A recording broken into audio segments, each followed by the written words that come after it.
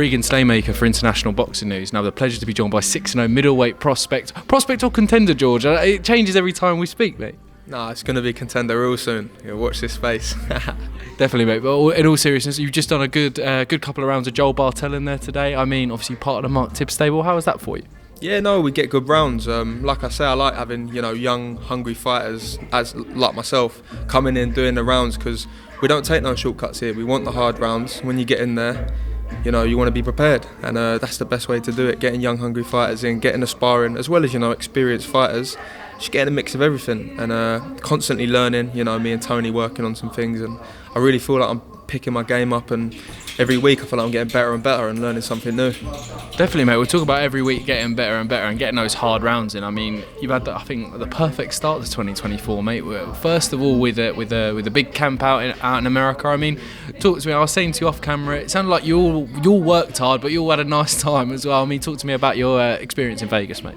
No, 100%. It was a great opportunity, and I'm very grateful, to Matchroom, Eddie, Tony, everyone who made it happen. Obviously, Connor as well for fighting out there. So yeah, great opportunity. Got some great rounds in out there. Good sparring. Got some sparring with a Ukrainian actually, who recently he won the WBC interim, I believe, at Super-Middleweight. Serhii Bohachuk. That's it, Bohachuk. So I got a good 8 rounds with him out there. So congratulations to him. That's the quality that I'm moving around with, and I hold my own. I'm a good fighter, and as we step up the levels, you will see that. But yeah, got the win out there, which obviously topped it off. It was like a dream come true for me, really, to get to fight out there. So I'm sure it'll happen again someday. Hopefully next time we can be the main event. Definitely, mate. I was saying to you off camera, Nathan Heaney, George Liddard for the British title out in Vegas, because why not? Because Stokies will travel, mate.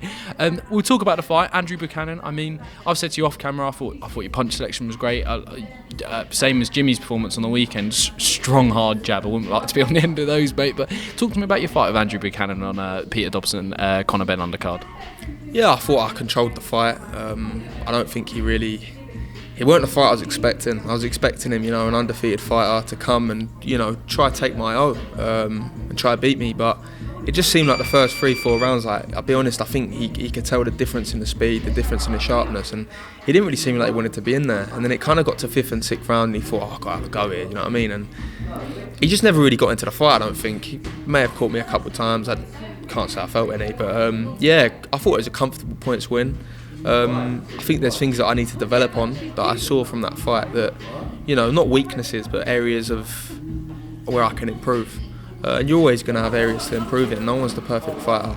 And I think, being able to identify those early on with Tony, working on them now in the gym week in, week out, you're going to see a much more polished fighter next fight, with where I'm working on those things.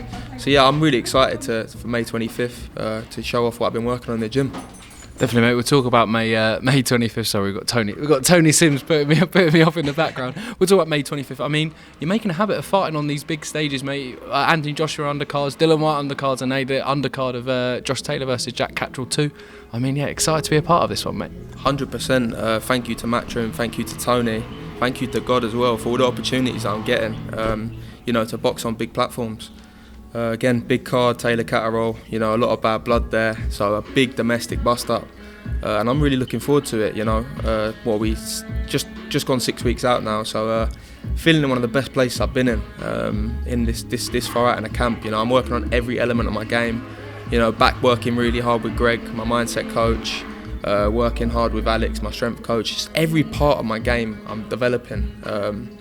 And I think you're going to see the best Jules Liddard yet, 100%. And look, I know people say that every fight, but the way I'm feeling right now, I'm going to go out there with vicious intentions. And fingers crossed, I get an opponent that wants to come, wants to beat me, wants to have a fight.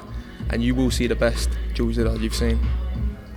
Definitely, mate. I mean, Jack Catterall, Josh Taylor 2, and then George Liddard, Bassos Weigel 2, mate. Well, why not? Why not? We'll talk about kind of you stepping up to 8 rounds, obviously.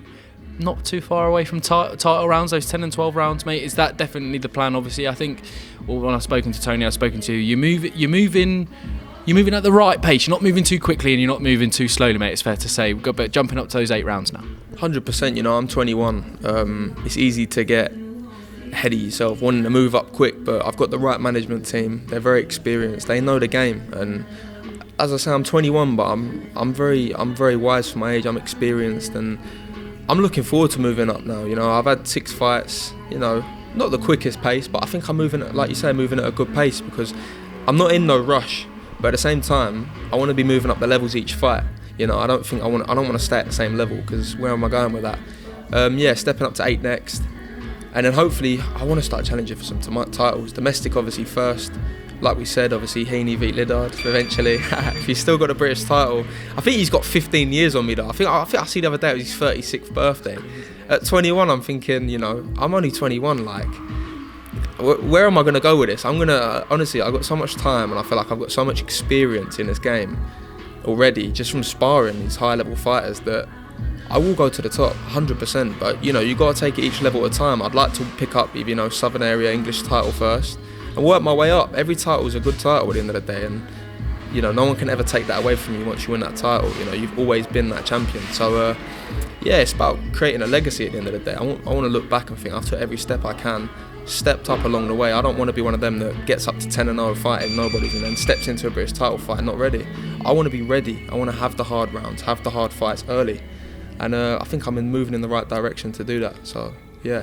You definitely are, mate, and that Southern Area title is a beautiful title, not like the Central Area one. We talked about that. We don't want that one. We want Southern Area one. But I do want to talk on Nathan Heaney versus Brad Pauls. I mean, it was a really good British title fight, but I feel like you're confident that you're not too far away from the level that fight was fought at, mate. 100%. Listen, fair play to both guys. It was an unbelievable fight. A lot of heart shown.